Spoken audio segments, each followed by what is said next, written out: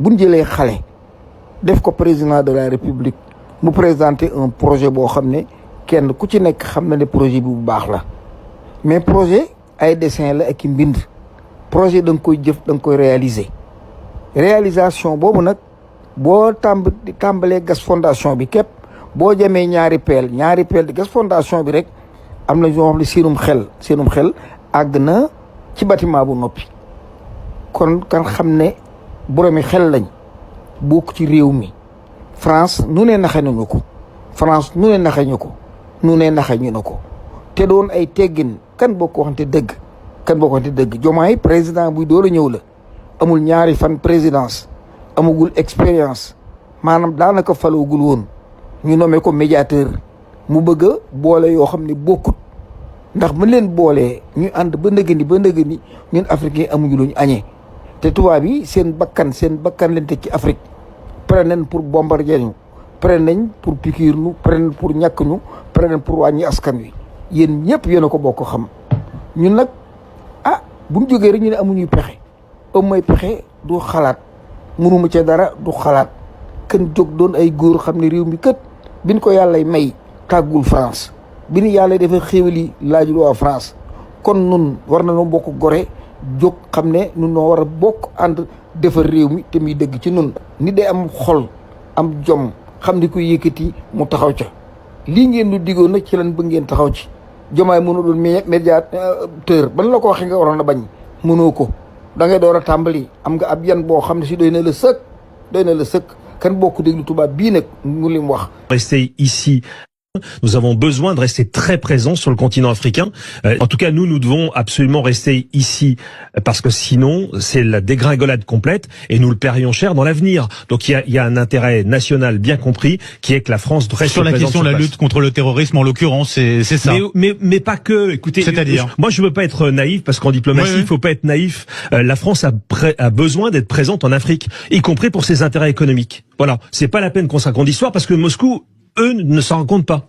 Moscou veut absolument assurer une présence parce qu'il y a un intérêt économique. Nous devons avoir la même logique. C'est aussi pour nous une manière d'assurer notre indépendance, en tout cas une partie de notre indépendance. En l'occurrence, vous avez parlé de l'uranium tout à l'heure, et ça nous paraît absolument essentiel. Donc ne soyons pas naïfs, on peut nous accuser de ce qu'on veut. La France a un grand passé en Afrique et elle doit conserver une partie de celui-ci pour l'avenir. On va évidemment pas dire on veut voler son pétrole, son gaz, ses richesses, on veut contrôler la zone stratégique, ça on peut pas dire.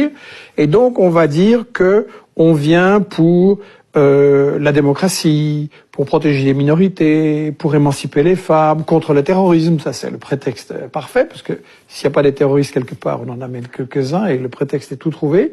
Et pour illustrer ce que je viens de dire, eh bien voilà ce que l'on pourrait faire. On pourrait se faire demander, évidemment c'est pas une offre, mais on pourrait se faire demander que l'ensemble Port-Bouët, port, aéroport d'Abidjan et Lomonor soient transformés en camps multinational de mise en condition opérationnelle des contingents qui vont participer à des opérations, que ce soit des contingents africains ou que ce soit des contingents européens. Voilà ce qu'on pourrait faire. Et dans ce domaine-là, comment on fait pour baisser la visibilité d'un projet comme ça? C'est extrêmement simple. GEOS l'a fait en Afghanistan, GEOS l'a fait au Mali pour assurer le fonctionnement et la vie d'un camp. Ensuite, DCI est capable de faire de la formation sans porter spécialement des uniformes français. Expertise France est capable de faire le reste. Et là, on a un projet, dès lors que les Africains nous le demanderaient, qui serait d'abord intégré avec tout ce qu'on est capable de faire sur les mines, sur la formation médicale, sur la formation militaire, sur la livraison de matériel. On peut aller plus loin, on devrait aller plus loin. Cet intégrateur, il devrait être capable de balayer le champ depuis l'humanitaire jusqu'à la formation militaire, du culturel jusqu'à l'entraînement de gens sur le camp de Lomonor, qui est un champ de tir assez connu.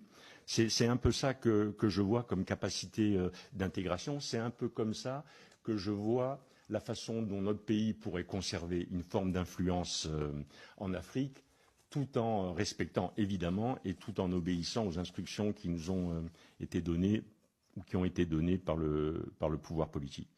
Voilà, ça c'est un exemple particulier. Je pense qu'on peut les multiplier à l'envi. Il faut simplement qu'on ait envie de faire quelque chose comme ça. Monsieur le vice-président. Il va falloir qu'on apprenne à avoir nos propres narratifs et à les imposer également, je dirais, un petit peu au monde. Et y compris même, je veux dire, il faut les infester avec des fake news, etc. Il faut vous êtes pour une contre-guerre hybride. Moi, je suis pour vous les mêmes méthodes. On l'a déjà fait, hein. C'est déjà arrivé. Je peux vous raconter des choses en Afrique. Juste, où ça a été fait. Oui. On aborde un sujet qui est très politiquement incorrect, c'est-à-dire quelque part, pardonnez-moi, mais recoloniser d'une certaine façon ces pays-là, ne serait-ce qu'économiquement parlant. Vous vous rendez compte toutes les volontés qu'il faut. recoloniser. Toutes les volontés. Alors, ça veut dire qu'il faut. Il existe déjà des pas. Véronique, on va d'abord enlever le mot recoloniser. Ce n'est peut-être pas à bon escient. Non seulement il est tellement connoté, c'est bien. Oui, qui est tellement connoté que vous me permettrez de le retirer pour vous, parce que ce mot, évidemment. Mais en revanche, d'aider les pays, mais c'est le plan. Peut-être maintenant, notre ambassadeur et notre contingent n'étant plus au Niger, en quelque sorte, dans cette position de Fort Alamo, nous aurons peut-être plus de latitude pour monter des opérations de déstabilisation, cette fois-ci plus clandestines. Comme à nous Européens, c'est la Méditerranée et l'Afrique, où notre destin se joue. Et donc nous avons en permanence essayé, nous Français, d'entraîner les Européens dans cette prise de conscience de la nécessité d'agir collectivement en Afrique et en Méditerranée. Et je suis absolument désolé de voir l'échec de nos engagements au Sahel, et je pense que de toute façon nous aurons à nous reposer la question. Parce que nous ne pouvons pas imaginer avoir à nos portes un continent entier qui est en train de s'enfoncer dans la destruction des appareils de gouvernement et des États, s'enfonce dans une forme de chaos, de guerre civile dans beaucoup de pays et de plus en plus de pays, dans des difficultés qui sont liées aux évolutions climatiques, qui sont encore plus dramatiques sur des populations vulnérables comme les populations africaines.